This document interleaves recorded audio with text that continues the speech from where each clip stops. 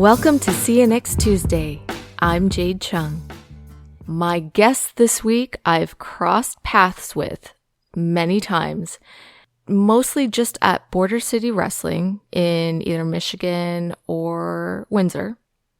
I mean, those are the only two places that they hold shows. But the point is, how well do you really know a person?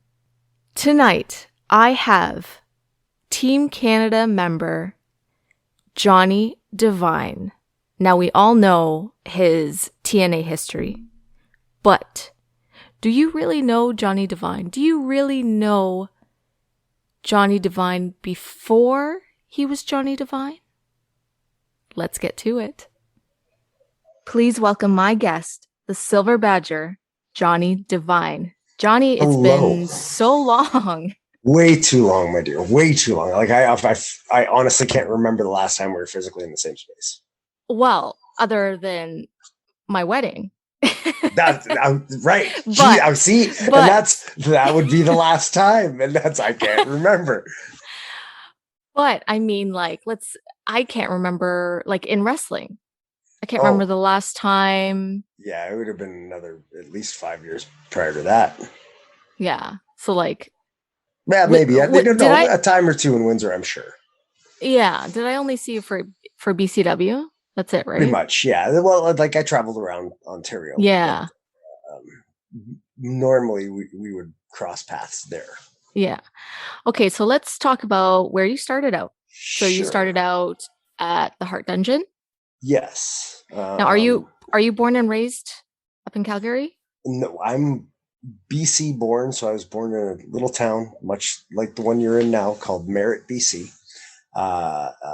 It's a couple hours out of Vancouver. And then I grew up kind of combination of Calgary and Winnipeg, northern Manitoba, and another little tiny town called Thompson.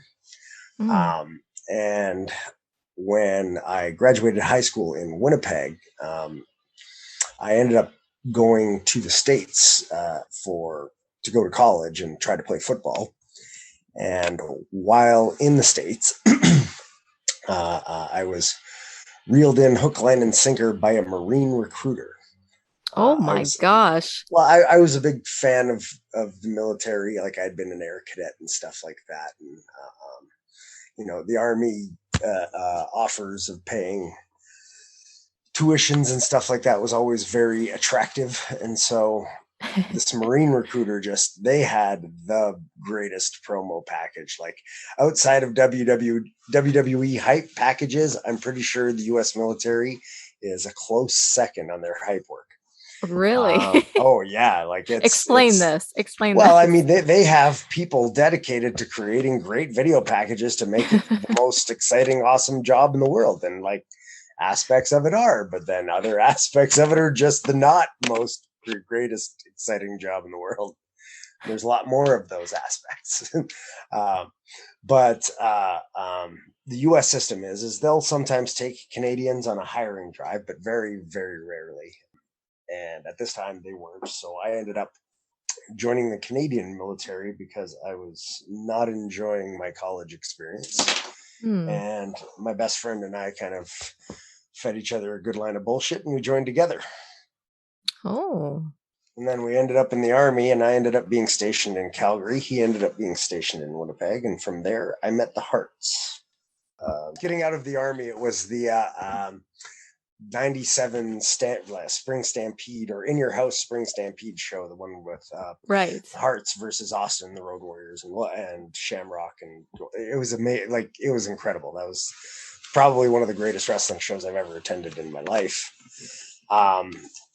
And there I walked backstage and met, pretty much all of the Harts at that time, but specifically Bruce and Ross, who had taken over running the dungeon and were actively accepting students. So you go to the show. Did you know anybody? How did you get backstage? How did you meet? Well, and that's so fake it till you make it. So I was wearing a black vest, a la Steve Austin, but not it wasn't like a full on mark out vest. But the security guys at most of these places, like they don't know, one family member from another or one guest from another of stars. So I just popped myself in at the back of a line heading through, nodded to the security guy, and kept walking. First person I came across was Ken Shamrock. And then like from there, it was just, like I didn't make myself stand out by marking out, but I blended, said my hellos, and found the hearts essentially, which was my target, and saw Ross and started speaking with him, and he introduced me to Bruce, and from there they gave me their number. Wow. Well, that's one way of getting into the business. Well, there's at that time, like there's only a couple. An invite is the other one, and the only way to get invited is to go to someplace like in Calgary. You would have had to go to BJ's gym, so that you would be recognized by one of the boys and hopefully get invited by one of them. But this was kind of skipping the line when you didn't know that there was a line. Wow. Kudos to you. That's some balls. You got it. Like there's see, that's the thing about wrestling, and those who are successful are the ones with the balls to really hang them out there in the wind and put them on the line. Because like Josh and you will know, and then many of your listeners may not know, the only way to actually get those next step big bookings is to really hang yourself out there. Mm-hmm. And how old were you when you did that? I was 23 at the time, so I was technically old for the wrestling business. Mm-hmm. Wow. Yeah. I wish I would have started at 18. Oh, totally different. 23 is still young. What are you talking about? Technically, it kind of is, but for wrestling anymore. Maybe back then? At the time, yeah. Excuse me. At the time, sort of. Like it was, I was an average age, but I wish I would have started a little younger. Would have helped with certain aspects. Gotcha. Okay, so from there, that's how you got into the Hart Dungeon. Yeah, so I was an active member of the dungeon until about 2003. I was the ring crew for the first 2.5, almost 3 years for them, and for any other company that was running shows, I would, I ring crewed for the first probably 7 years, like on most shows. And because like I enjoyed the aspect of the ring crew that it was usually just you and a couple of other guys as opposed to being in a bus if need be, or a well-packed car. And then, little extra pay never hurts. And like, hours are long, but I prefer that sort of scenario as opposed to buses or whatnot. Yeah. So during this time of training, are you still doing military stuff? Well, no. So my contract for the military ended in the summer of '97. So that was my last hurrah. And I mean, I had like I enjoyed my military time, and I'm thankful. Some would consider it unlucky, but I'm lucky that I never had to actually go to actual war or anything like that. All of my tours were canceled last minute, so my boots stayed firmly on Canadian soil, which is kind of the point of an active military in Canada, is to keep them in Canada and not send them all over the rest of the world. Right. So for me, like I got a lot of really great knowledge. I had got almost every course that I ever wanted out of it. I had a machine gunner course. I got a driver wheel course, which anything with wheels I can pretty much drive. Got to play around in tracks a lot, but I got communications course, parachuting. The ones I didn't get, reconnaissance sniper course, would have been so much fun. Oh my gosh, yeah. But but mountain ops, survival training. I had a lot of fun. I learned a lot of really cool stuff. Can we talk about this barbed wire thing? Okay, I think you think it's not like a big thing.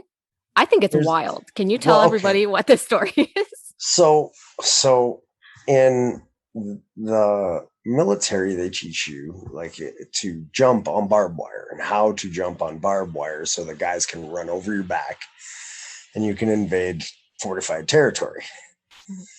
The difference though is when you're talking about barbed wire to keep cattle out, that's different than razor or concertina wire to keep humans out. Ugh. So when you watch a death match and guys are jumping on barbed wire, yeah, you're getting poked and it sucks. It's like a jillion thumbtacks doesn't feel good either, you know, but the barbed wire doesn't, like, it'll rip your skin up if you get it caught, and if you're stupid and just pull at it the wrong ways and stuff like that, it'll rip you apart. But razor wire, you jump on that stuff and it's going to cut you to shreds. Oh Right. my And gosh. it's like there's a big difference between the two, right? So for me, like when guys are all excited about, ooh, barbed wire this and blah blah blah that, like it's like, okay, the barbed wire I'm happy to play with, but the rest of it, hell no. Light tubes, nah, you can keep all that stuff. Thanks, but no thanks. But yeah, And so, that's my barbed wire thing. Like I mean, like growing up as a kid on a farm, like I've stuck myself so many times with barbed wire that it's not, you know, a big deal anymore, right? You fall in it, you go, ow, and then you get up and maybe have a little hole in your leg, but then you get up and you walk it off. okay, so I cringed the entire time you were talking about this. The entire time you explained two different barbed wires. Well, Okay, like so can we say purpose for that? badass? Like, can we say this is crazy? Well, Like, so like it didn't like phase you? no, it would, like pain tolerance is a thing that anybody can build, right? And like some people are built tougher than others. Some people acquire toughness and have it thrust upon them, right? You know, the way in which somebody builds their own tolerance to pain makes no difference. After a point, certain things like paper cuts and, you know, cutting yourself with the knife in the kitchen, like little cuts and stuff like that, they don't hurt anymore so much as irritate. You know what I mean? So Yeah. when like you get a scrape as an adult, it's way different than when you're a kid. When you're a kid, it's devastating. Yeah. And when you're someone who's never ever been hit or never ever done anything physical, it's absolutely devastating to get a cut from something like barbed wire. But for wrestlers who get beat on, like at least they used to, you know, there's an inherent level of toughness there that, like, you ignore minor injury and it is mere irritation. Did you ever? I'm sorry, I'm like taking That's this okay. in because I think it's amazing. Did you ever do any like death matches or hardcore matches at all? Well, I've hardcore, yes. Like death match, no. I'm not a death match guy, but I've done Uh, cage matches. I've done barbed wire corners, barbed wire wrapped ropes. mhm. You know, like tables, ladders, chairs, blah, all the the fineries. I mean, I'm not adverse to color for the right reason, right? Color for the right Right, reason. Red means green. It's all business. You know, it's not right. gonna kill anybody. There's smart and not smart ways to go about everything. And I mean, like if you take, for example, the recent Blood and Guts match as a War Games match, it was awesome. And other than poor Chris hurting his elbow on the final bump, everyone Hmm. pretty much, other than Sammy Guevara, who takes all of the risks and gets Hmm. all of the bruises that go along with them, right? Like everybody came out pretty much major injury free. Hmm. Yeah, Right. And as a blow off match, that's what it's supposed to be. right. Like these guys are supposed to be doing that kind of stuff. But like to do it on an indie show for 50 people and a, you know, $100, $200 payday, like it's guys got to give it some thought. Do you know what I mean? Like it's just Right. that lasting effect just doesn't work well with a $200 payday. Hmm. But I'm not adverse to it. And is that mainly because you just don't feel pain? Well, there's like I feel like it's just easy for you. well, and early in the career, it was. It was hilarious to me. Like we would do, hardcore stuff once in the blue moon, but it was always super enjoyable. And those were actually the easier nights for me because I would probably take less bumps than I would normally, if that made sense. And more just regular selling. But like then again, or the Western Canadian Calgary style is different than a lot of places, right? So we were used to kicking the shit out of each other, which, in the safest way possible, right? Like, right. Yeah. Like no lasting effects, but absolutely the guy in the first row knows that I'm hitting that guy, and the guy in the 10th row knows that I'm hitting that guy. Mm-hmm. So how did you end up here in Ontario?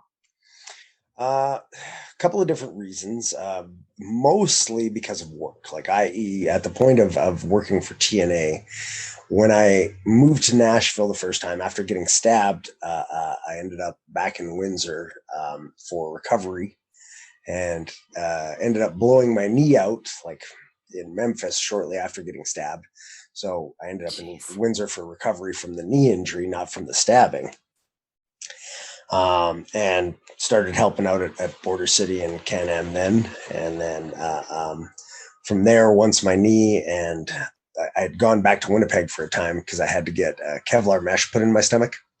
Oh. So getting that recut and re-put back together and all of that kind of stuff. After that, I ended up moving to Oakville and living in Oakville. And that was where I first met Josh. Mm-hmm. Right. So my time in Ontario, like coming and going, Toronto, Oakville, Windsor area for the most part, has been here and there throughout the career, mostly for work, because flying out of Buffalo or flying out of Detroit for US shows was always the easier way to go. I absolutely loathe Pearson Airport.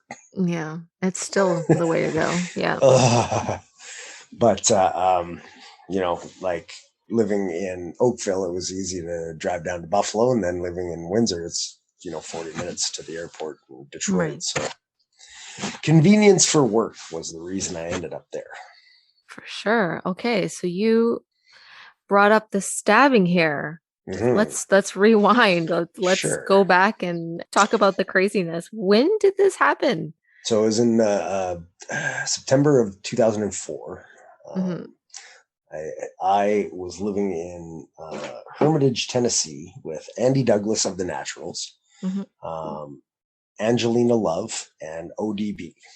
Mm. So the four of us shared an apartment, and Andy and I were out downtown in Nashville at a place called Bar Nashville, and we were leaving Bar Nashville to go to another club. He had a rental car, and we got into the rental and pulled onto Broadway. And I just met a girl at bar who was joining us to go to this other bar. She was in the back seat, and we were talking, and we pulled onto Broadway. And Broadway in Nashville is the main strip. There's 4 lanes of moving traffic and a parking lane on either side, so technically 6 lanes. Mm-hmm. And as we pull into traffic, it's like, I think it was like 10 o'clock on a Saturday, so it was packed and not moving. Mm-hmm. And the car beside us was filled with young guys who were drunk and disrespectful. And one of them spit at the young lady in the back. We had a verbal altercation. And then these guys followed us to the next place and followed us into the parking lot that we were going into, and essentially blocked off the lot and got out of their car and squared off with us. Jeez. Did you know they were following you? Not until we got into the parking lot and we turned around and we're like, fuck. We knew and we thought we'd lost them kind of thing, but we didn't think they'd follow us the whole way kind of. Mm-hmm. So at that point, the fight was on. 2-on-1, and I squared off with a couple of guys. I'm absolutely positive I killed one. The first one who was stabbing me, he was hitting me with this knife, but like I comparing it to a punch. It was like as if your kid, like as if Lucas were punching you. And yeah, I kid you not, that's what it felt like. And I laughed, and I had like I just started punching this guy with glee, and his friend, tall, skinny white kid, put me in a headlock, which is a horrible thing to do to a wrestler. And I Saito suplexed him onto his brain on the concrete, and he rolled over and started twitching, and I kicked him a couple times till he stopped twitching. Oh my gosh. That's the one I was like, I'm pretty sure I killed that kid. And while I Saito suplexed that kid, Andy, who had taken one kid and beat him off of their car and then thrown him like clear over the hood, which I saw and was hilarious, had grabbed the other in a double choke slam goozle and was essentially beating him off of the hood of the car, when the kid that had stabbed me ran up behind him, stabbed Andy in the leg. Oh. At that point, I had let go of I'd turned from the kid who was unconscious on the concrete and ran after the kid who stabbed Andy and I. I cross-checked him into the car and then proceeded to close the car door on him a couple of times. And Andy proceeded to ensure that the guy on the hood was unconscious. And it was at that point we heard sirens, and I was an illegal alien at the time. So I was like, we better go because my papers aren't done yet. Oh, yeah. So we jump in the car in downtown Nashville, and we live in a place called Hermitage, which has its own hospital, which is excellent. And it's literally a block, like less than a block from where we live. So I say, let's go to the hospital by our place, eschewing the one that's 3 minutes from us downtown.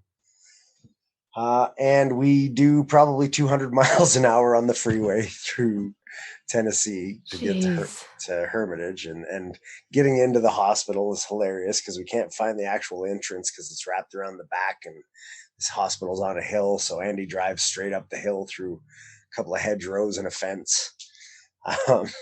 And are you just like holding your stomach together? Well, like, and this is like bleeding everywhere? It's hilarious because we jump in the car and the girl's all freaked out. Like I felt terrible. Oh my God, the girl. That's right. Yeah. Oh, we were like, lock the door, don't let anybody in, like she's like, oh my God. And we're all like, we're okay. We're fine. You all right? You're good? Okay, let's go. And about 2 minutes into the drive, I'm like, Andy, I'm all wet, man. Oh my God. And he's like, what do you mean? And I'm like, well, I'm like soaked. So I start checking myself, and I have a couple of different perforations, but the big one is my on my left side of my abdomen. So on that one, like I hadn't noticed the guy tried to cut my throat a half a dozen times. So I had like slash marks up by my jugular vein that were only like an inch and a half away. So he was almost there. Yeah. That was while I had the guy on the ground hitting him. So I guess, thankfully because I was hitting him, he was unable to cut my throat. But he got me a couple of times really well in the abdomen, and like, it was probably like a 3.5 to 4 inch lock blading knife, if you know what that is, like a pocket knife kind of thing. So I was able to put my whole finger into the one on the left side of my abdomen. Oh, God. Okay, well, I'm just going to keep pressure on this, and we better go fast. So do 200, get to the hospital. They roll up on the doors. They throw me onto a gurney and are wheeling me in, and start going to cut my shirt off. And I'm like, wait. Oh my God. It's my favorite. Stop. And they're like, no, this has got to go. I'm like, come on, the story. So within a couple of minutes, they assess that they can't do what they need to do to me there, and I have to be thrown into an ambulance and driven back to the hospital that was 3 minutes from where the problem happened. So $23,000 later, I have 5 days stay in the hospital and 75 staples, 75 plus staples, and 90 some odd stitches. And Holy they took out a cow. foot of my lower intestine. They took out my gallbladder. They sewed up my stomach, and they sewed up my gut. Oh, jeez. And then so Andy, when they took you away, like that was the last time you saw Andy for like Well, days? yeah, like it was a while before, like, so because I was the victim of a crime, I was only allowed 4 visitors to the hospital room. So like essentially it was mostly my roommates and Bob Ryder. um, and at that point, like the the meds and stuff like that, like they wanted to put me on like morphine drip. Like while I was in the hospital, I was on a morphine drip, and thankfully, because it was quite a lot of pain. And then when Yeah. I got out, they gave me what did they give me? T4s, I think were first, or something with codeine, and like it ripped my guts up. Like I had like a really bad allergic reaction Oh to no. codeine. Yeah, so I found out then that I had this codeine allergy, and it was Holy. super uncomfortable. You want to talk about pain, like barbed wire, like 2, a 1, like maybe a 0.5 on a good day. Uh-huh. Right. This is like a good 9.99. Right. So that first couple of weeks was super uncomfortable, but then started healing up well. And I was back in the ring in 3 months. I was back. Stabbing in December. I had wrestled AJ Styles in December, on December 10th or something like that. Wow. So You're I was on, nuts. I was on what was called the pay for play contract. So unless I was on TV, I wasn't getting paid, and Right. everybody was trying to replace me in Team Canada. So Damn. I had to come back and protect my spot, quote unquote. I'm like picturing you just holding your stomach and like just pressing. Did the military training have anything to do with that? Oh, 100%. I did first Yeah. aid triage immediately and was like, okay, this is bad. We need to go fast. Because Oh, like it was immediate. Like you'd learn how to check your wounds and all that kind of stuff, and do immediate first aid on yourself. And wow. this was an immediate, like the 2 deep stomach punctures were in very bad spots. So like your chances of hitting an organ or 2 are high, and hmm that's why I had 4 essentially that were altered, or And now, removed. do you have a scar from that? Oh, huge! Like my Yeah. stomach scar is massive. Makes me look like I have abs all the time though, so it's kind of it's like cheating. I can be fat but still have abs. I So I guess it have turned been. out to be a great thing. So, blessings in disguise, right? So See the silver. does it still affect you in any way now, or is it like all good? Oh no, it's I still have minor hernias, but then the worst part, in 2016, I got hit. 2015, excuse me. I got hit head on in oncoming traffic, like driving home from work at the gym, Oh. and the accident, the seat belt bent my Kevlar mesh, or it popped one of my staples holding my Oh. Kevlar mesh in. So now, depending, like if I'm laying on like I can't lay on my stomach for long, or things like belly bumps, or even doing abs on certain days, hmm this staple will stab the shit out of me. So Oh. it's like somebody, like imagine, take a pin, like a sewing pin or any kind of pin, like, and just hold it above your stomach, and then every time you breathe in deeply, see You it feel hit, it. like Yeah. that's what it feels like essentially. So every time I roll over or roll onto it, Oh. it's like So it just stab, stab, stays in stab. you forever? Yep. And the options for that, because I had to find out if I could get it taken out, because the pain is uncomfortable. Yeah. They're like, well, you have 2 choices. And there's a place called the Shouldice Clinic in Toronto, which is essentially the #1 hernia clinic in all of North America. And I spoke directly to the director of the Shouldice Clinic, the number one guy at the number one clinic. And his words were, Mr. Parsonage, your choices are, you can remove this and never do activity again, or you can leave it in and continue your activities. Okay. So if I want to be an invalid, I'll take it out. Stay in. It's going to stay in. Oh. So, essentially the guy's like, look, like at this point we would have to do, like, it's attached on a lot of places and stuff like that. And, it would be a major surgery and then you would probably never be the same. And at the very least, 6 months off. That's insane. Yeah. I feel really weak right now. Well, it's like, so I'm like I'm almost more machine than man now. It's getting to be, because I've got like pins and stuff all over, plates in my forearms, meshes in my stomach and whatnot. I just need my new robot legs and I'll be doing good.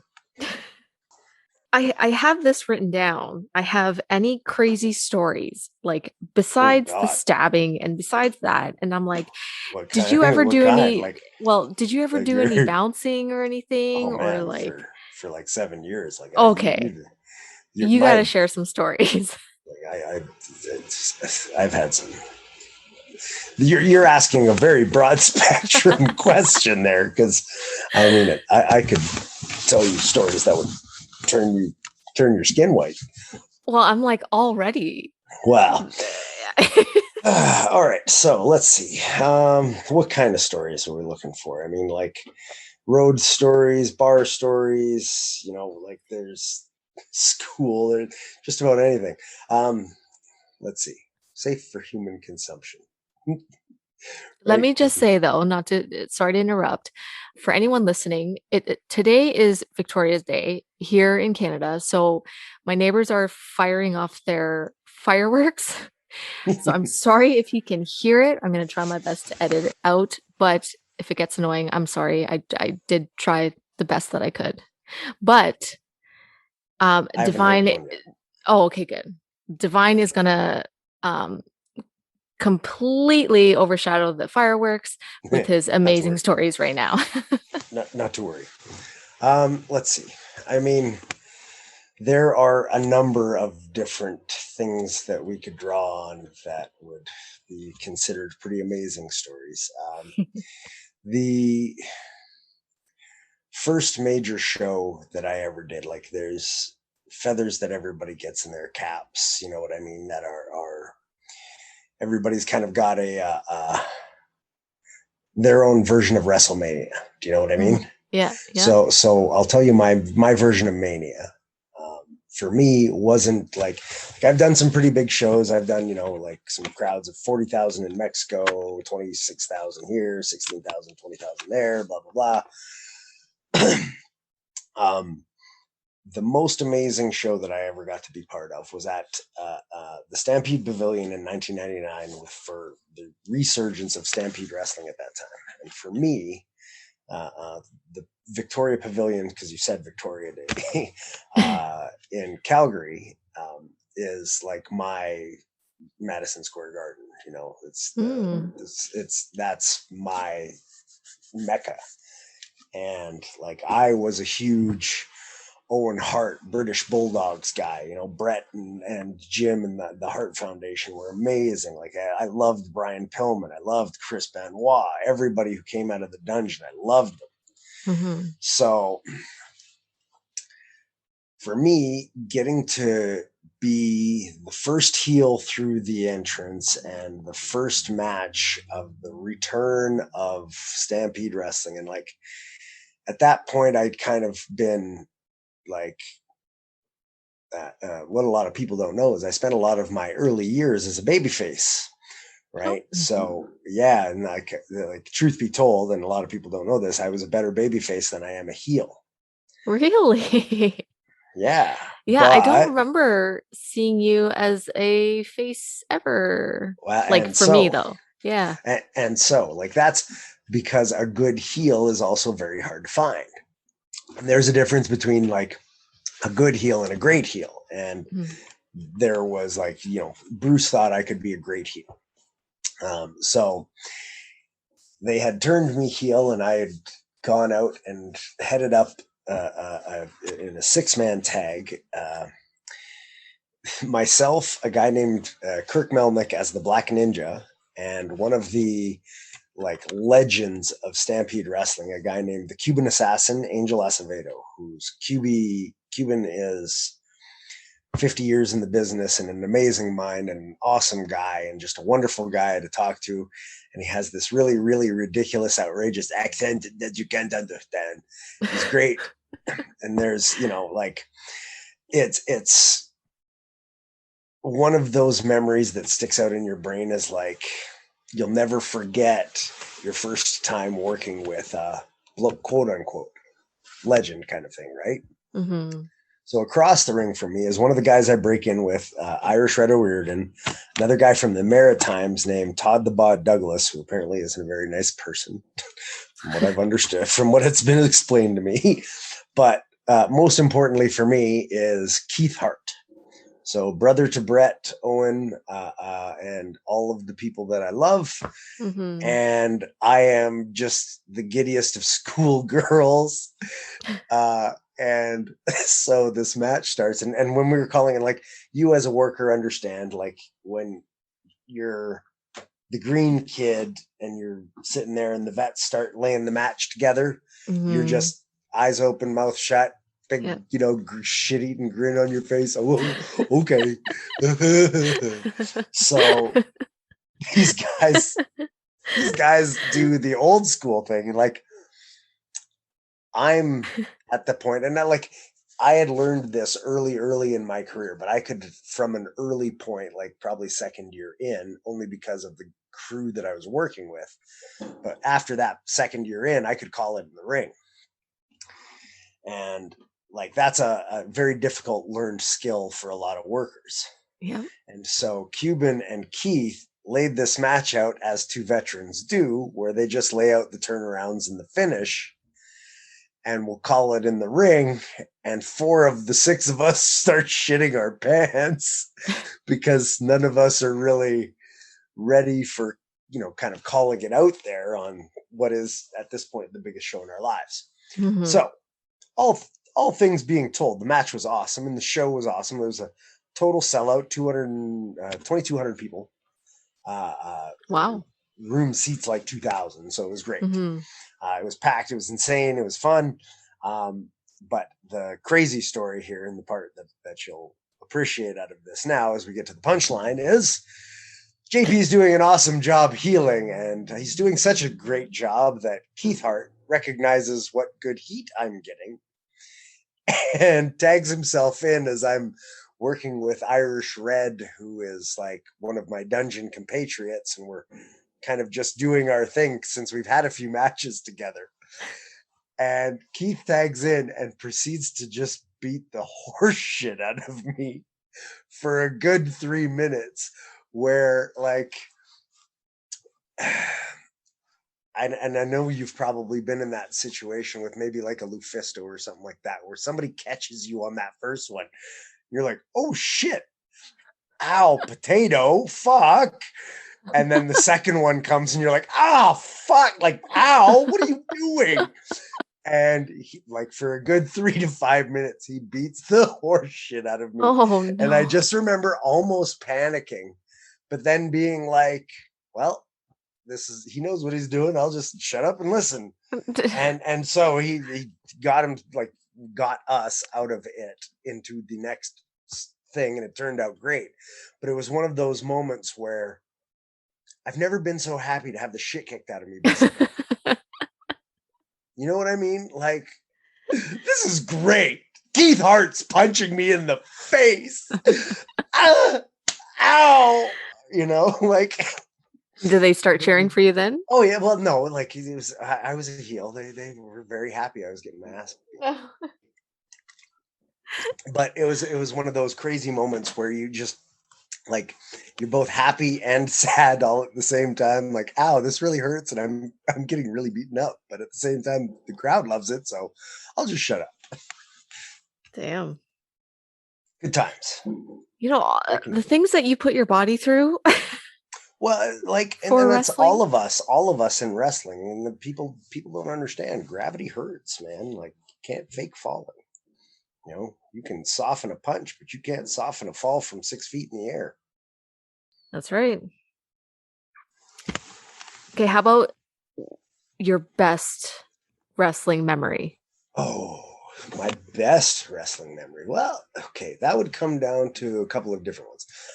My favorite match of all time was in Thunder Bay, and it was a last man standing match with a guy named Rob McManus, who worked as the Highlander, and we'd probably worked 100 to 150 matches together throughout our careers. So we had just an absolute barn burner. We lit the place up. Crowd was electric. Standing ovation at the end. One of those things that was great. But I mean, biggest high spots, I'm going to go with two that come to mind offhand. The first one being Mexico City for a CMLL tournament. There was like 40,000, 50,000 people in this arena. It was just madness, and it was a 10-man tag match, essentially the world versus Mexico, and guys like Sanjay Dutt, AJ Styles, Jay Lethal, myself, Mark Jendrake, there's a real great list of talent on both sides, and it was totally a lot of fun. It was like Hector Garza, who's passed, one of the last times I got to work with him. Rest in peace. He was one of my favorite dudes. Got to work with Alberto Del Rio there, which was surreal and weird. Like, here's a good story you'll appreciate, actually. So, you, as you well know, I rarely put up with other people's shit, and I am happy to shoot it out with just about anybody. So, when we got to Mexico, and they bus us, like, they fly us in, they put us in a bus to take us to the hotels that we're staying at and stuff like that. And then they load us up and they take us down to the arena so that we can get to the training center and dojo and kind of go over some stuff with guys. And when we get there, like, a lot of the guys on the Mexican team had worked with some of us at Impact for the X Cup stuff. Right. The World X Cup. So guys like Shocker and Hector and who else? Another person came up to me like immediately as soon as we got there, and we're like, brother. Oh, it's so good to see you. Can we do the thing? And it's like, okay, yeah, I know your stuff. I'm happy to work with you, but in this instance, now you got to put my stuff in there too. So, it was one of those things where. I have a good base and good chemistry with a lot of the Mexican guys. So they like my basing and I like working with them and blah. And so Del Rio sees this and comes over, and I'm talking with Shocker, and he's like, hey, he looks like you can this, that, and the other. Can we do a spot together? Like, fuck, absolutely, man. Sure. So he calls out this like 5 or 6 move spot. And I'm like, okay. And, we walk through it, like, do it a second time. I'm like, okay, cool. Yeah, no problem. Easy peasy. Right. So comes to match time, and like the match is just an hour worth of insanity. Like, it's madness. The editing doesn't they put it up online, but it's all edited to shit. And it just doesn't do it justice of what craziness went on. But the high spot for me is I'm working with all of these great guys, and Del Rio gets in with me, and we start to work, and he goes into his spot and he forgets his own spot. Oh my gosh. So I cut him off and I go, okay, blah, blah, blah. This is the spot. And he shoots behind me. And at no point did he call a power bomb at all. And this Mexican ring is like a boxing ring, and there's no fucking way I'm taking a power bomb from a 6'6" guy. It's way too stiff. So he sets me for a power bomb, and I'm like, whoa. So I literally shoot a leg on him, and he literally shoots a leg back on me, and then slides in behind me and Germans me. Now, at this point, though, I am happy to take a rolling German bump, right? So I let him German me, no problem, roll out, tag out. That's enough of that for me, right? Dude forgot his own spot, but he was super pissed, right? Why are you trying to shoot with me in the back? And I'm like, motherfucker, you did not call a power bomb, and I am not taking a fucking power bomb from you or anybody else in that stiff ass fucking ring. Fuck you, blah blah blah. Yeah, fuck you back. Yeah, I mean, that doesn't surprise me. It was hilarious, and then I got to watch it on tape, and it's even funnier. So wait, did they edit that out?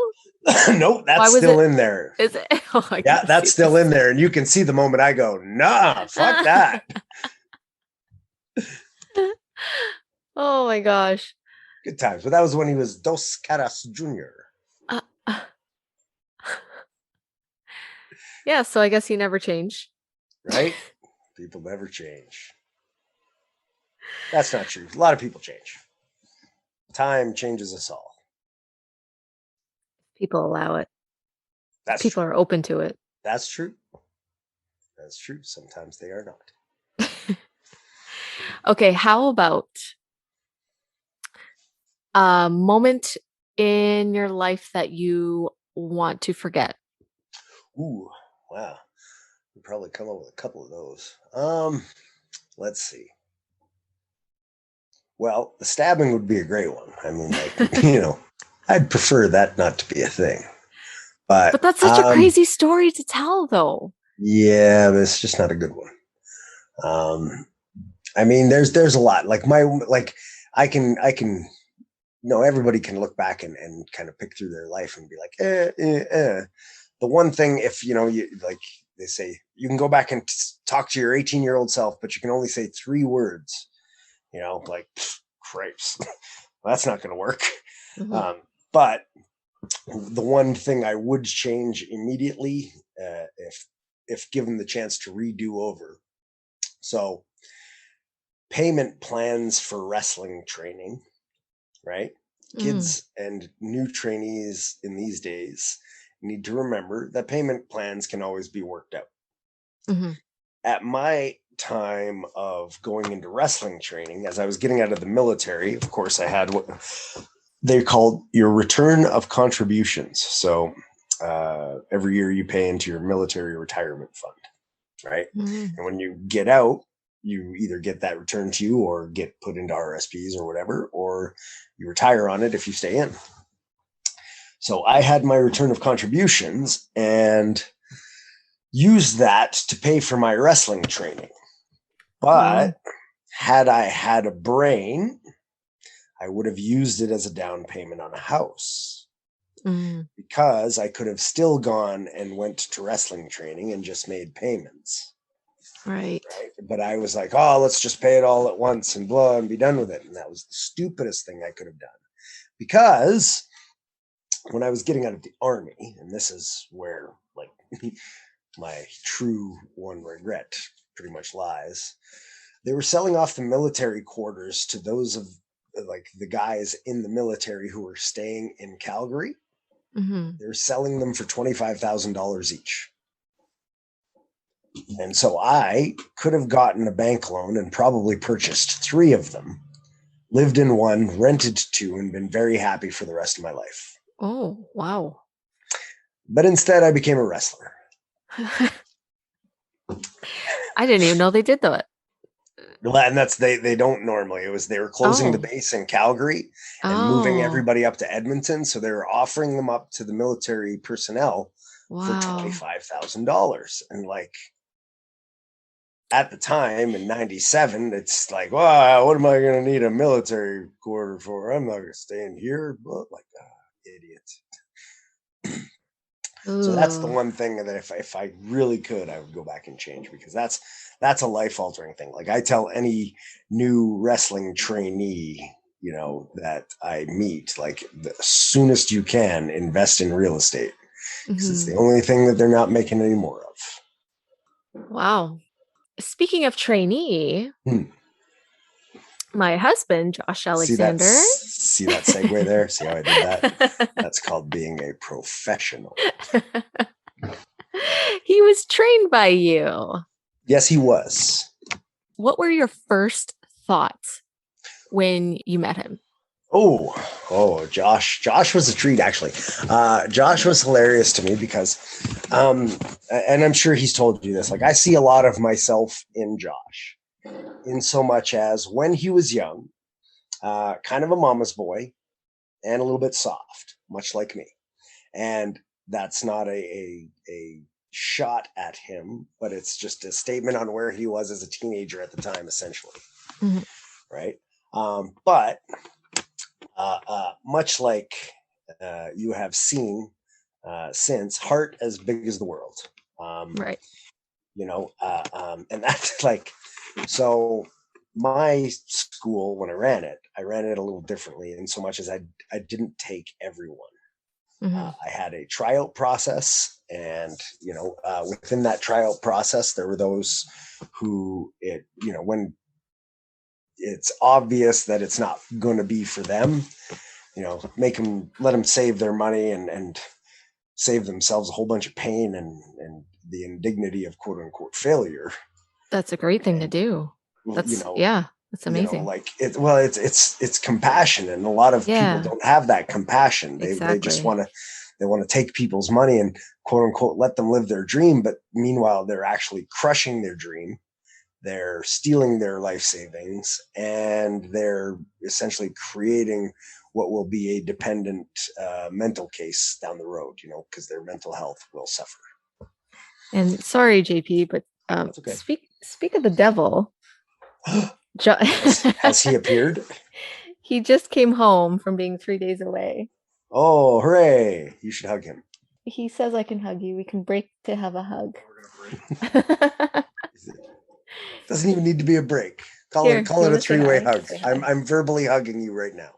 Hello, JP. How are you? I am very well. How are you, Kohai? I'm good. I'm tired. I just got home. So it appears. Non-stop flights for the last 2 days. So. Oof. Well, that's what happens when you're champ, man. Put in those hours, brother. Yeah, I know. I wanted it for so long. I'm not going to complain about it, but I definitely need some sleep. You go get that, man. All right. I won't interrupt anymore. I hope it's good. I mean, I know it's going to be good. He's tired. And well, he should be. He's champion. Right. Those are long road trips, and people, like that flight time might sound like nothing, but it's uncomfortable. And after you've been beat up, it's not the best thing in the world. And sitting on a plane for 8, 10, 12 hours is not only painful. That, but like layovers, just sitting there. Airports and people and gross. Yep. Yep. Exactly. Blecky poo. Blah. Okay, so you're saying that you hold tryouts, right? So and helping to give people the answer of this for me, and the first day, I think, is something that every school should try to strive for, because ultimately, like whether it's a week, 2 weeks, or a month later, if they quit and they have poor taste in their mouth, you've taken somebody who was a wrestling fan and you've turned them away from being a wrestling fan. In a lot of those instances. So when Josh tried out, the physical stuff kind of was a challenge. Like it was 300 squats, 100 push-ups, 100 sit-ups, I believe. Yeah. But the secret and what a lot of people don't understand is you don't have to do it all together at once. Right. But I, as a good coach, don't tell people that. Right. You let them try to figure it out on their own. And then it shows you what kind of critical thinking and analytical skills they have. Oh. And from there, it also shows you what kind of heart they have. Because if they try to do it all in one bunch, 300 squats all in one bunch can be done. Yeah. Right. If you do them regularly. If you don't do squats regularly, then 100 is going to start to crack you with the lactic acid buildup. Right. Right. And you'll start to wiggle and shake and fall apart and blah. And then, this is mean. Well, no, it's just a test. And, you either pass or you fail the test. And a lot of people will decry that method as, brutal and it's mean and you shouldn't have to do it. Well, you do have to do it because you've got to be able to lift up other people. You've got to be able to hold yourself up at the very minimum, but you also need to be able to lift another person's body weight to do things like body slams and suplexes safely. Right. And so you need a level of strength and Josh, thankfully, wasn't as soft as I was expecting him to be. Easily passed over the physical hurdles. And then from there, it was kind of more of a mental thing in the beginning. Cause Josh had a little bit of low self-esteem, but I think, a lot of us did, at that age, at that time, because when you're not, a buff jock kind of thing to begin with, it's intimidating being around bodybuilders and shit like that in the wrestling industry. Right. Right. So, Josh is a true student of the game kind of thing. And so immediately, guys like him and Rollins, it was easy to coach them because they had the brains that could easily pick stuff up. Do you know what I mean? Right. Yeah. And then it will we moved past the basics in the first month and we were on to more advanced stuff by probably the 5th, 6th week. And then, 3rd, 4th month in, he was ready to rock and roll. And that's not to say he couldn't work beforehand. But at the same time, it's a big difference between kind of knowing how it should look and then making it how it should look. Right. It's a huge difference. And did you follow Josh's career? Oh, always. Yep. I've kept up with it always, man. And I keep up with all of my students. They may not think I'm watching, but I'm watching because, I at the end of the day, I'm proud of all of them. And no matter what, I know that anybody who says that I trained them in any way, shape, or form is going to be good at least the couple of things that I helped them with, Josh already had the makings of being good before I got to him. So then it was just you could call it forming a diamond or polishing a diamond in the rough, as it were. You know what I mean? Yeah. I'm not a jeweler per se, but there's a few cuts on that gem that are mine that help make it what it is, and it's definitely a diamond. Right? Well, and that's pressure, right? What forms gems and minerals is pressure, right? And diamonds are the rarest. Seeing him now, what were your thoughts did you watch Rebellion? Of course. So what were your thoughts watching the match and seeing him win the X Division title? Oh, I was ecstatic. To me, it's like it's an affirmation now of the next logical step, which is singles competitor. And that's not to say he and Paige are an amazing tag team, and I hope they reform their tag team down the road. But at the same time, Josh is, his own man that has an infinite well of good matches in him right now. And that's what, I'm excited for this X run. Hopefully they give him a good variance of opponents to play with that can showcase a lot of different styles and stylistic clashes and stuff like that, because truly I think that's where Josh excels. And that's not to say the X Division isn't his home, but at the same time, Josh is a big kid, and eventually the heavyweight championship should be his based on his ability to have amazing matches with anybody. Of any size, anywhere, and that's what makes a true champion is the ability to really pull it out of people. And that's the X Division is a first step. I see a heavyweight title run eventually, hopefully for him, and then who knows from there. My fingers are crossed. Me too. I'll even do my toes. Okay, let's take a break from stories and let's play some games. Sure. I have a this or that game. Okay. You know the premise. I'll name two things and you just tell me which is better. All right. The first one, after talking to you for like almost an hour, I think I know the answer. Get even or get over it? Get even or get over it? Yes. Do you want to say it together? Well, it depends. It depends on the situation. For most things, it's get over it. But for certain people, it has to be get even because lessons don't get learned unless you get even. Exactly. Right? Exactly. Lessons must be learned. Education must be had.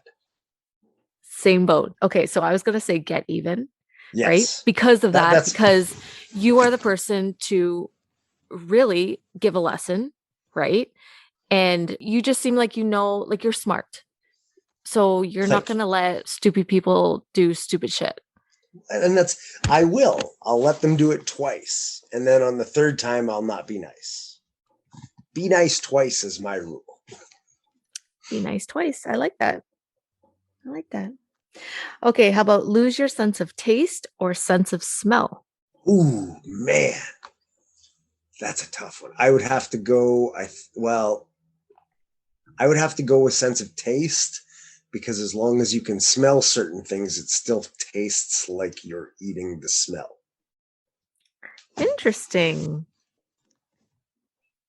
And then that way I could eat like seafood and weird shit that like I'm allergic to seafood and whatever. But I mean, like, like the stuff that I never eat because it's icky, I could eat it because I couldn't taste it.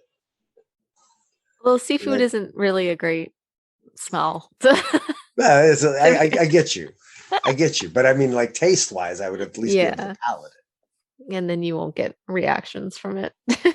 Hopefully. Well, I'd probably still have allergic reactions and die. No. But, at least I wouldn't taste it. Okay, have a plan or go with the flow? Oh, I always have a plan.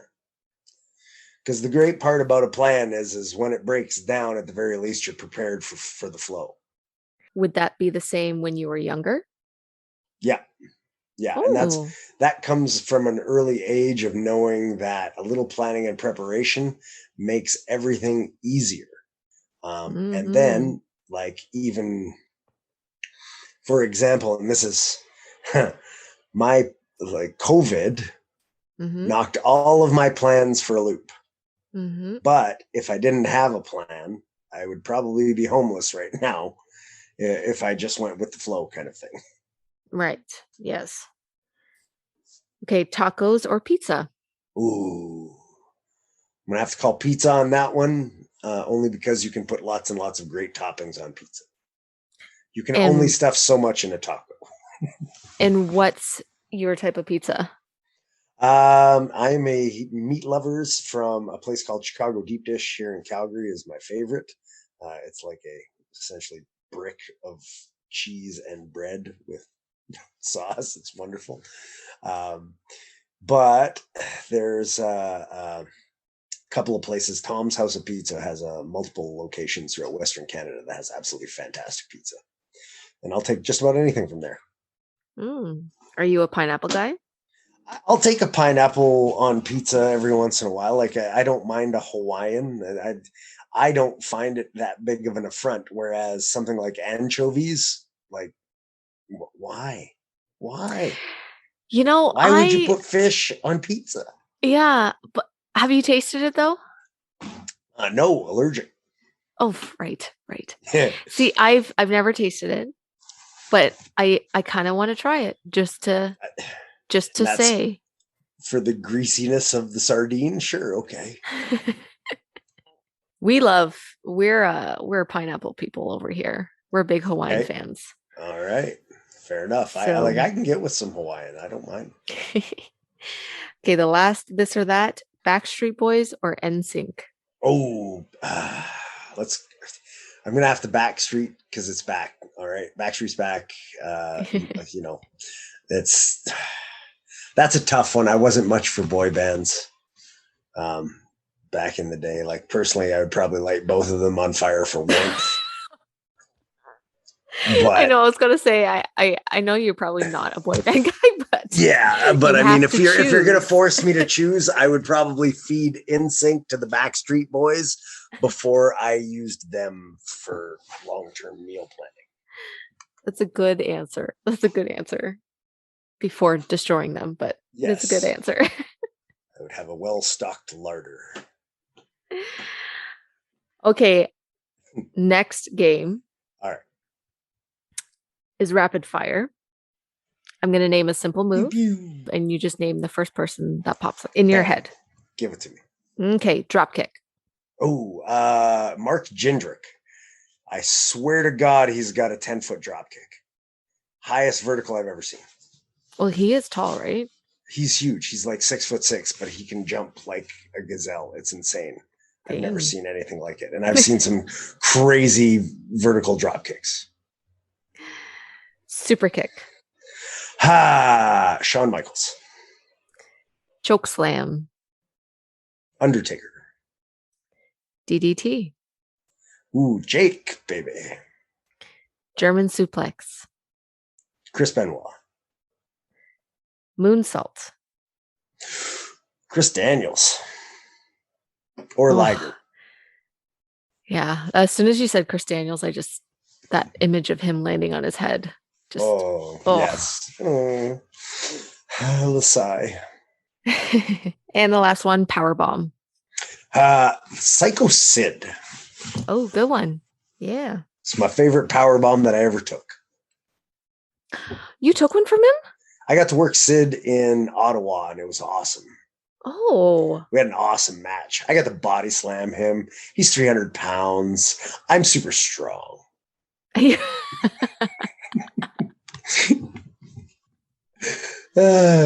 fucking huge. Yeah, no kidding. Like, he's a ginormous dude, or at least he was. Do you know what I mean? Like, he was probably 310, and like, he's 6'10". Mm-hmm. He was probably 310, 325 pounds when I worked him. And you did a singles match with him? Yeah, and he called it. He's like, body slam me. I'm like, are you okay? But it worked. I did it. Amazing. I was as surprised as you are. Okay, let's get back to stories. Right. I want to know more. I feel like you just have like... Oh, I have an infinite well. Yeah. Okay, how about a story from your bouncing days? Oh, let's see. Okay, so where I bounced was a nightclub called Misty's and Dewey Steve. Misty's was a strip club, so I was a doorman, a bartender. I bartended in the bar, but I bounced in the strip club. So one of my absolute favorite strip club bouncing memories was there's regulars that you get at every club, right? But strip clubs have some pretty like out there characters as far as regulars go. Yeah. Right? Like the people you see in a bar are very different than the people you see in a strip club. So there's one, it was a Sunday night, in fact, I'm pretty sure. I was the only bouncer on the strip club, and there was like 4 or 5 guys on the nightclub side. And there's a group of about 10 college age kids, like 18, 19, 20, 21, somewhere in there, all out for a party, all having a rip, all having a good time. There was maybe 15 other people in the entire club when a group of about 8 of some of the biggest bikers that you've ever seen come in. And now I am well familiar with all of the HA guys and the bikers in the area. So all guys are my friend. And there's one, his name is Wade. He has since passed on from suspicious reasons. But at the time, Wade was alive, and it was Wade's birthday. And Wade was 6'8" and probably 350 to 390 pounds. Wow. Just like he used to, so when I bounced, I also worked, like I had, when I first broke into wrestling, I had 4 jobs on the go at one point. I was a security guard. I was bouncing and bartending at the nightclub, the strip club, and I also worked at a gym during the day. I did like front desk, supplement sales, blah, blah, blah, and then eventually personal training. Mm-hmm. And so while I was working at the gym, this was also this place called Pro Bodies was also the place where a lot of the bikers would go work out. And so Wade would come in there, and I would regularly spot Wade while he behind the neck pressed 3 plates plus. And like just to give that a relative measure, like a 3-plate bench press is hard. Behind the neck press at 300 pounds is just insane amounts of strength. Mm. So he was a monster. Like I can't even express. Like Bam Bam Bigelow, but bigger. Okay? Oh wow! Okay. Yeah. So these guys from the college guys are starting to get a little bit of rowdy and be a little bit obnoxious. So I had to go over and have a chat with one or two of them for a second. And I come back to the bar after chatting with them, and Wade's coming walking over, and he's like, "Hey man, if you got any problems, you just let me know and we'll handle it." And I'm like, "Don't you worry, big fella. I got this all under control, right? Oh dear. It's not a problem at all." Right. And so he kind of laughs and heads back to his thing. And sure enough, these guys end up being fucking dickheads. And they start, like, one of them, like one of the really drunk ones, starts talking shit to one of the other bikers. And it's like just the stupidest thing you can do. Mm-hmm. And I am like 2 seconds away from phoning the police because it's like, I don't even want to fucking deal with this. This is just going to be a nightmare.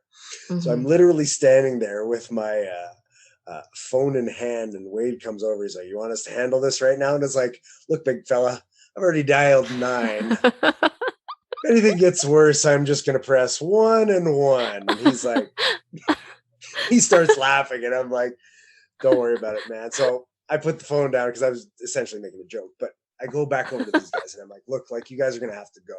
And at this point they get into it with the bikers. A ridiculous brawl ensues that doesn't last very long because like, it's like watching children try to fight seasoned war veterans. It's hilarity ensues, but at the same time, like I'm doing my job and trying to usher people out of the bar. Yeah. Right. But this Wade guy comes out literally carrying 2 guys in his hands, like one in each hand, like by the back of their pants / jacket / I think skin. I'm pretty sure he had him by the skin. And like, it looked so uncomfortable. I'm pretty sure it was skin. And I'm like, "See, I had that entirely under control." As he and his boys are literally pounding these guys out on the pavement. And he stops in the doorway to talk with me. He's like, "Oh, it was a pretty good birthday, man." And you're like, for as far as birthdays go, I guess at least that's some entertainment. So that was one of my favorite bar stories. Oh man. Then on the flip side, yeah, one night Jim Neidhart is there. And if anybody knows Jim Neidhart at the time, may he rest in peace, and I miss him and love him as well. Mm-hmm. But Jim is one of the strongest humans to ever grace a wrestling ring. He got the nickname the Anvil because he used to competitively throw 500-pound anvils. Oh, really? Oh, my God. I can't believe I didn't know that. Let me reiterate that word. He used to throw 500-pound anvils. So Jesus. Jim drives this little Beamer M4 thing, 2-door sports car, convertible, and refuses to park in a parking spot where, safety would be. Instead, parks directly beside the club door.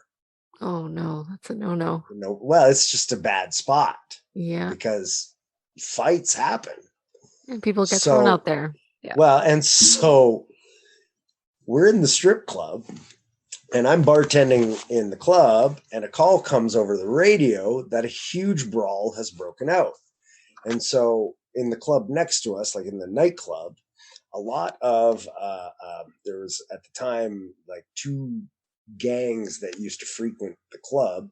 One was an Asian gang, i.e. triad kind of thing, but not called the triad. And the other one was Lebanese guys, few Middle Eastern guys, but mostly Lebanese guys.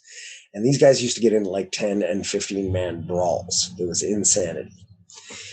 And the call comes over the radio that a fight has broken out in the nightclub between these two factions and that 20 of them are spilling outside. And I go running outside, and Jim's like, everything all right? And I go running outside, and I see this fight in like the doorways between essentially like 30 guys, and they're falling on Jim's car. Oh. And I run back in, and I'm like, Jim, you're going to want to come help because these guys are falling all over your car. And I shit you not, this was one of the funniest moments I've ever seen in You just peel guys off and throw them off. Not even, and that's it. Throw them for distance. Like, imagine being a poor 150-pound Chinese kid being picked up over your head by this orange, for lack of a better term, gorilla, and thrown for 20 feet. Like, oh my God. Like, he just starts launching guys, and it's hilarity. And at one point he grabbed me, and he wasn't even looking, but like, it was insanity. Like, he had me up before I knew what was going on, but he put me back down, thankfully, without throwing me. But like, it was a madhouse. And like, one of my all-time standout memories is just Jim standing there with a guy over his head and launch. Oh my God. Wow. So how was his car? His car was fine. Like a couple of people fell on it, but by the time we got out there, he cleared a 20-foot area around it. Nobody even went near it. It was hilarious. Like, he threw about 5 or 6 guys, and then nobody came near him. It was awesome. Wow, I didn't know that about him. About his name. That's where he got the nickname the Anvil. Oh, that's so odd and so awesome. Okay. I just, right. I could like, I could just sit here and listen to, yes. I love your stories. Well, I thank you, and I will tell many more. Okay, give me 2 more. As we get together. Well, okay. Well, first of all, you got to promise me that you guys are coming out to Alberta for a visit this summer. The summer? So, yeah. Once restrictions are up, you got to come. I'm going to take a vacation. It's going to happen. It's got to happen. You text Josh about that, okay? That's right. Yep. I got you. But, all right, I'll give you one more. How about that? Okay. Ready. All right. So, when we used to go up to the house, like, Stu had a mansion on the hill here in Calgary. Mm-hmm. And they used to set the ring up outside in the summers. And we used to get a lot of really strange people. Like, the dungeon was obviously a very popular place, right? So a lot of people would come and go and come and go. But one of my all-time favorites, and damn it if the name escapes me now, but we're going to call him what Bruce Hart nicknamed him. And please, fans listening, don't get offended at me. Simply put, this is, I'm calling him what he was called for his duration of his stay.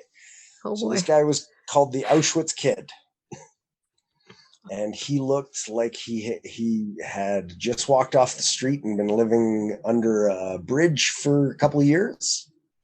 Jeez. He was filthy and dirty and hairy. And I felt for him because he looked like a homeless guy, but he wasn't. Do you know what I mean? Mm-hmm.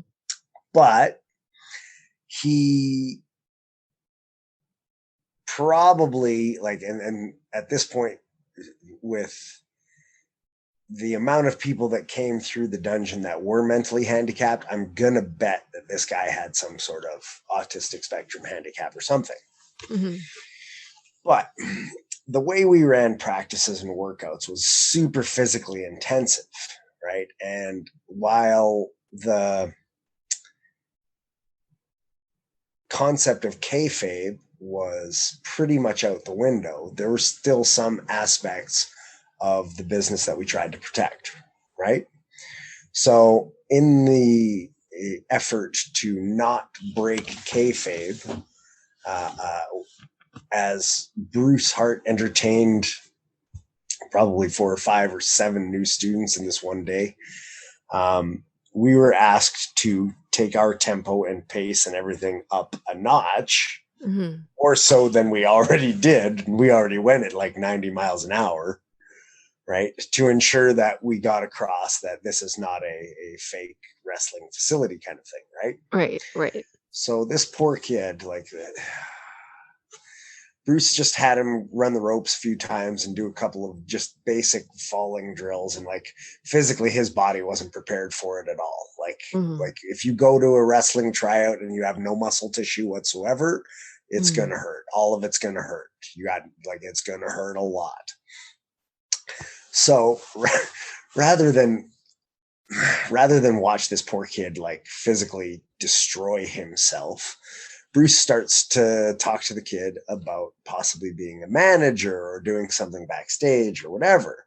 And this kid finds his opening because he styles himself to be the next Paul Heyman. And so he goes off in his brilliant booking mind and he expounds to Bruce, who's standing in the middle of the ring and got this semi shit-eating grin, semi like annoyed look. Like, this is hilarious, but fuck, I wish this guy would shut up kind of face.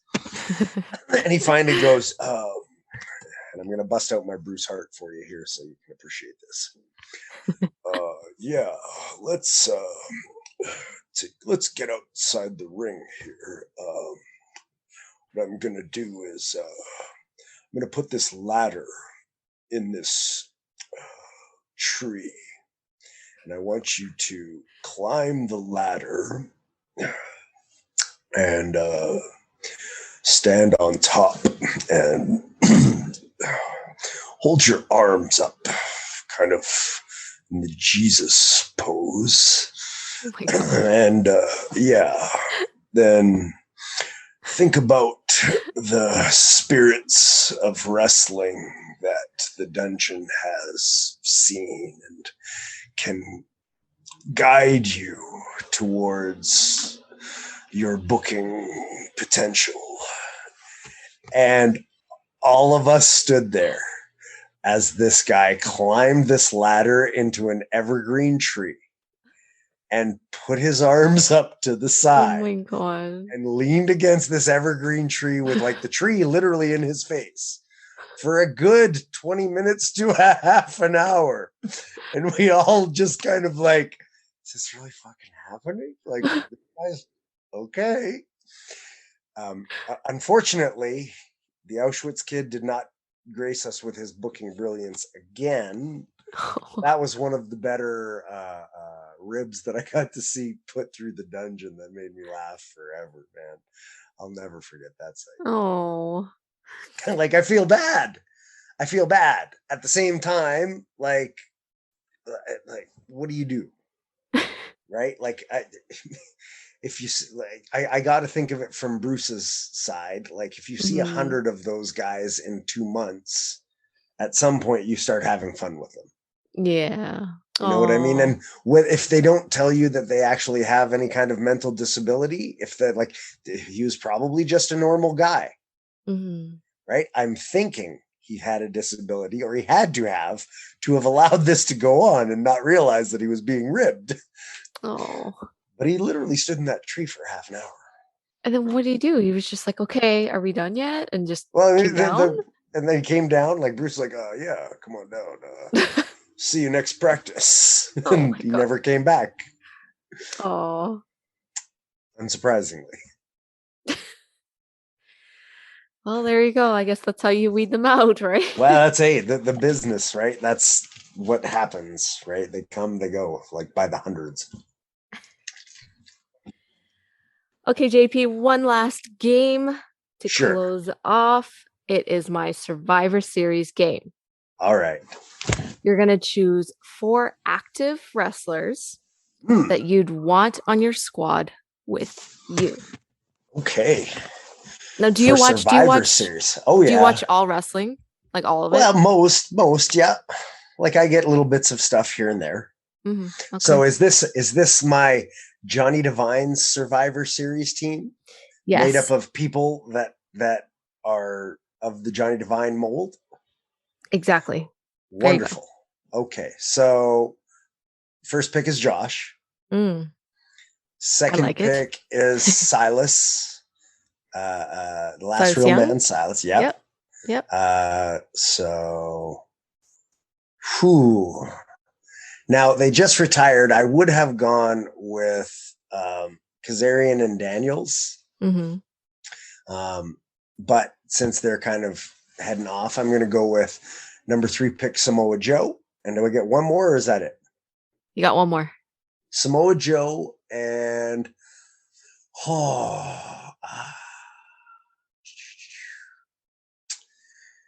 we need a good anchor, good solid main event anchor.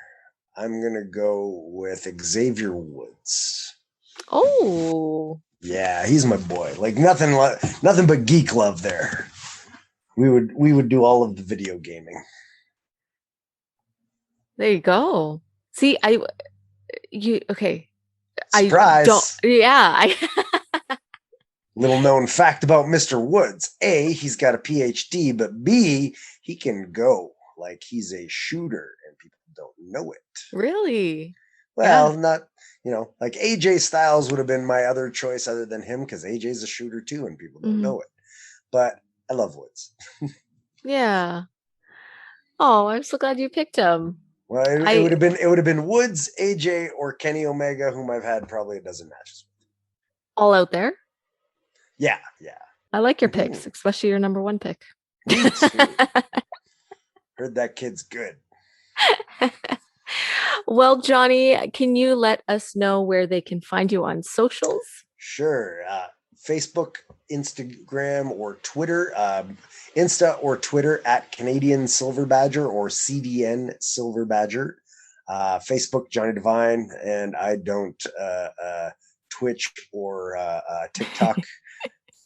I tried it for a minute, but I just can't get with 15-second sound bites and video bites. I'm really trying. Like, don't get me wrong. TikTok entertains the shit out of me. I just suck at it. That's all I'm saying. What's your favorite TikTok videos? Like, what do you search for? I like D&D, TikTok videos, Dungeons and Dragons TikTok videos. Those kill me. Like, there's some creators out there who just put me on the floor with their shit. What is it? Like, what do they do? Oh, just like sing-alongs and stuff like that from the points of view of like player characters, the rogue steals this or the mage and blows shits up, like funny stuff like that. From the point of view of characters or bad guys even, which is hilarious. You should try TikTok again. I'm gonna try. Like I keep now. I want to see what you're gonna. I want to see what you'll create. And that's I'm working on that stuff. Right, I'm working on it. I promise. Well, JP, thank you so much. I keep calling you JP. Sorry. That's okay. 6 and 1 happened to the other, and I prefer JP. Okay, perfect. Right? JP is a very different guy than Johnny, and that's what a lot of people don't realize is one's a character and one's a real person. JP, thank you so much. I appreciate it so much, and I'm so glad I got to listen to all these stories, and now the listeners knowing all your stories because they're completely insane. Like you play it down like they're not, and it's just like, oh, whatever. But insane. Yeah, there's a lot of them, unfortunately. Well, when Josh and I come up there, you can tell me more. There you go. There we go. And so we shall. We'll go camping. Thank you so much, JP. Take your boys up to the mountains and they'll love it. All right. Oh, that would be so nice. Yeah, you guys are going to love it. I'm telling you. Okay, guys. Until then, see you next Tuesday. Thanks a lot, guys.